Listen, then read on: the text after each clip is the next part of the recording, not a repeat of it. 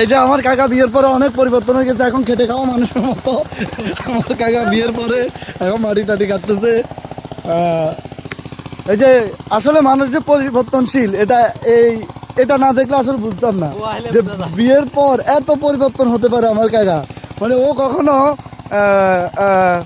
কোনো কাজ করতো না, এখন এত একমাত্র বোর মুখে মুড়ে নি কাজ করতো। ওই মেটেরিয়াল নিজে লাগাইছে, যদি এক বিশাল কামদু উড়াইছে।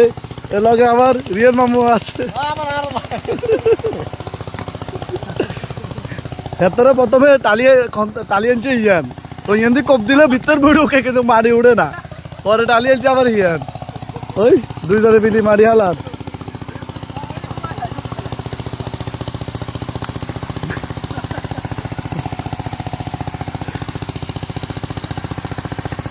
যাই হোক, সবাই আমার করতে জীবন হতে পারে।